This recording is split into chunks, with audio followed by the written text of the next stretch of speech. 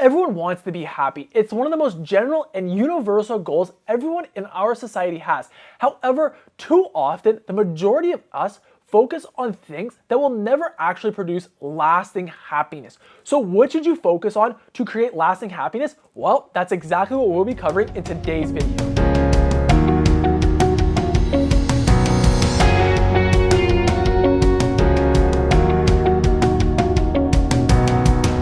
I like to think of myself as a pretty happy person that's happy the majority of the time. And sometimes I get asked the question, how do you stay happy so often? And my response originally was, I'm not sure. I'm just happy. But what I've realized over time was my focus has shifted. As at the beginning, like so many other people, I was basing my happiness and focusing on external goals for my happiness. So that's getting that promotion, making more money, buying a brand new home, or buying a nicer car. Now, don't get me wrong, these things may bring you a momentary blip of happiness, or what I refer to as joy.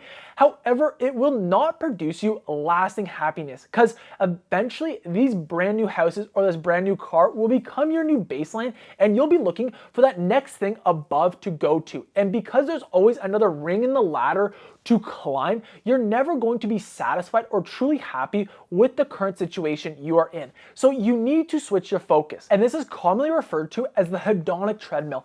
And this is nothing new in our society. It has been around probably since the beginning of time. And a great quote that embodies this was by Seneca, which stated, "It is not the man who has too little, but the man who craves more that is poor." So as you can see by that quote there, if you continuously crave for more and base your happiness on the next thing, you'll only live a poor life. And this isn't necessarily money poor, but in my opinion, he was referring to a poor life versus a rich and fulfilled life. So how can you shift your focus to ensure that you're living a fulfilled or rich life?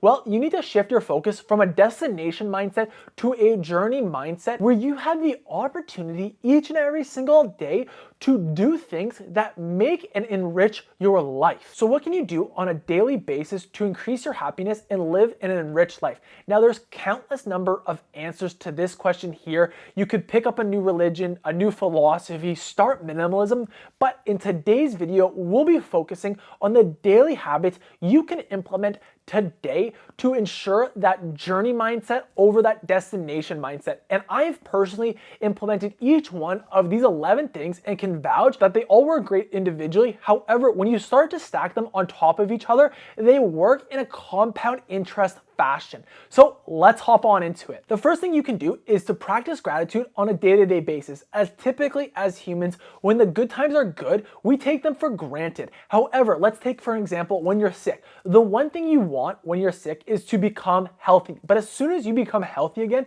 you stop to be grateful for your health and how well you feel and how you can get up and go do things that day.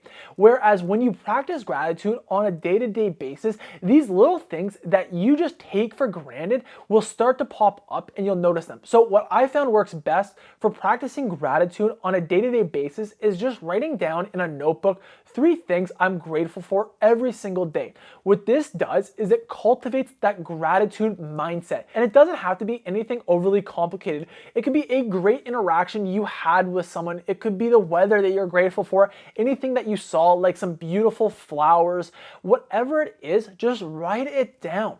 And what you'll find is as you practice this gratitude on a day-to-day basis is you'll develop this gratitude mindset that when you're just going about your day-to-day life, you'll notice some little things that you may not have noticed before that you're grateful for. And I found when these little things that pop up that I'm grateful for, I get this rush of happiness. So if you're new here, my name is Matthew. I'm a realtor in the GTA, and this is my channel where I share everything I've learned and my experience with you with anything that has to do with real estate, finance, or personal development, helping empower you to make the best decisions possible. So if you're interested in that, make sure to hit the subscribe button and the notification bell to not miss out on any one of my future videos. And the second thing you can do to cultivate more happiness is by focusing and creating living a positive mindset. So rather than focusing on the glass half empty, focus on the glass half full, and therefore focus on the things you have rather than the things that you lack. And any problems, because eventually problems do arise, try and find the silver linings in them. So if a business problem comes up,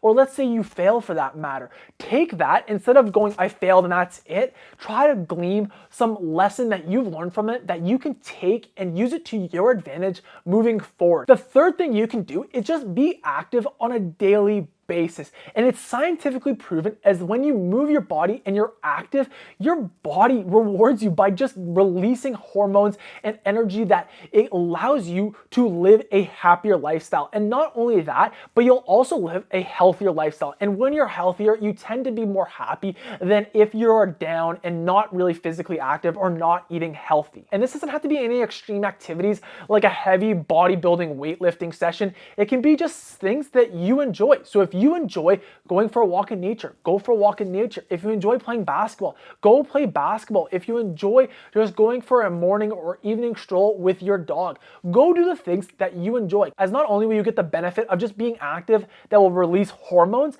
but you'll also just enjoy that activity that you do on a routine basis. And the fourth thing you can do is live in the present, as at the end of the day, what has happened in the past has done, it's set in stone. So don't worry about it, don't overanalyze it. Try to take lessons from it so that moving forward, you can take a corrective action.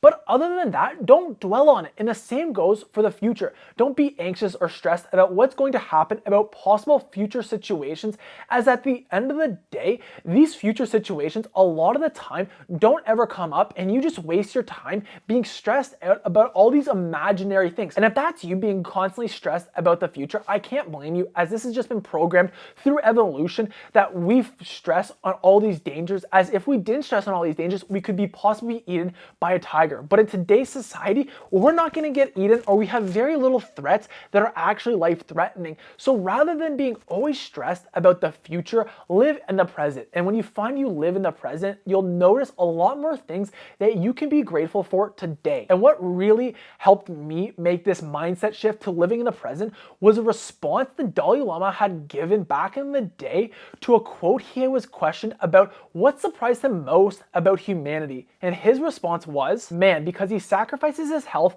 in order to make money, then he sacrifices his money to recuperate his health, and then he is so anxious about the future that he does not enjoy the present, the result being that he does not live in the present or the future. He lives as if he is never going to die, and then dies never really having lived.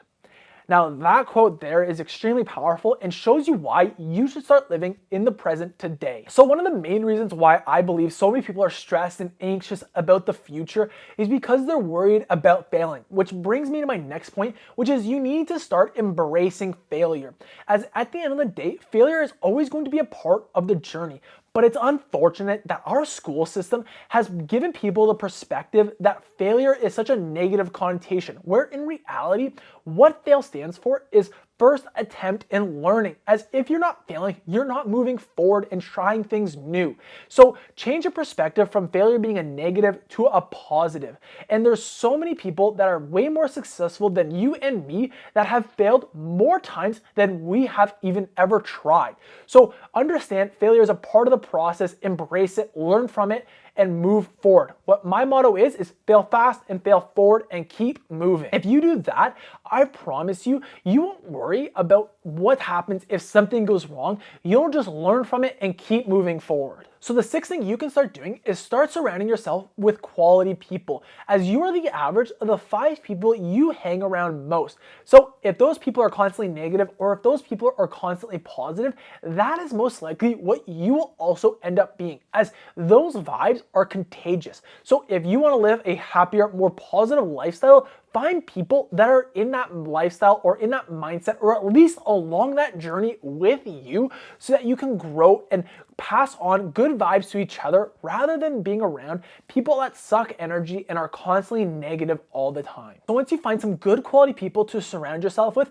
the next thing you need to do is start giving back to those people, but also other people as well. As in my opinion, there's no better feeling than giving back to other people and lending a helping hand, as this will only create more positive energy out in the world that you're producing, and people are more likely to give that back to you, as there's this rule of reciprocity where anything that you give to someone will try to repay you. And if you're always helping out, not only are you going to get that benefit of seeing that joy or that happiness of that person that you've helped, but they're more likely to go out of the way and help you out as well. And when you have so many people that are looking out for you and want the best for you, it's only going to make you happier. Now, the 8th thing you can do is to continue your education on a daily basis. Now, originally, this was read on a daily basis, but truly what's more important than reading on a daily basis is educating yourself on a daily basis, as books aren't for everyone, and I completely understand that.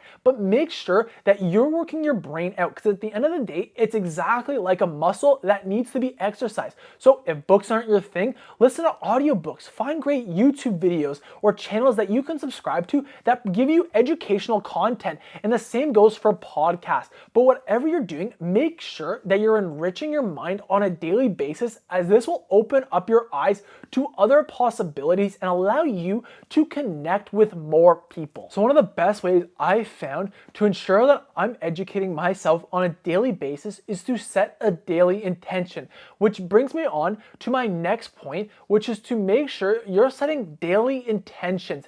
And what I mean by daily intentions is not just a typical to-do list that a lot of people set out, but figure out where your 5-year goals are and then break them down into yearly goals, quarterly goals, monthly goals, and then weekly goals, and then to your daily goals. And what this will allow you to do is that each day that you wake up, you know that you're taking one step forward towards your bigger goals. And overall, when you understand you're moving towards a greater purpose, you'll find you feel more fulfilled and will just live a happier life. And when you're living a happier life, the next point will just come automatically, and that is to smile more. As when you smile more, it's been scientifically proven that your body will release hormones and chemicals that overall improves your mood and allows you to just continue on your way of being happy. So make sure to make it a daily point to smile. And the best way I found to smile is, yes, you could force yourself to smile, but that's really more forceful and not really natural. What I try to do instead is try to pick out at least a couple of days a week, at very minimal, that bring you joy. So if you enjoy going to play golf, go play golf. If you enjoy going to a park and relaxing in the park and having a picnic, go do that. So go plan out or schedule in a few weekly activities that you will bring you joy. And the 11th and final thing you need to do in order to live a happier lifestyle along this journey is to stop comparing yourself to others. As at the end of the day, comparison is the thief of all happiness and joy. As while you compare yourself to someone that may be higher than you or lower than you, at the end of the day, you are both unique characteristics and traits, and you're on different journeys, and only by comparison do you lose. When you stop comparing and just appreciate everyone's strengths and weaknesses, will you truly live a happier lifestyle. Instead, if you want to compare, what you should do is compare yourself to the yesterday's version of yourself and look to improve yourself on a routine basis through all the things we had mentioned before in this video. Now, if you've enjoyed this video, make sure to smash the like button.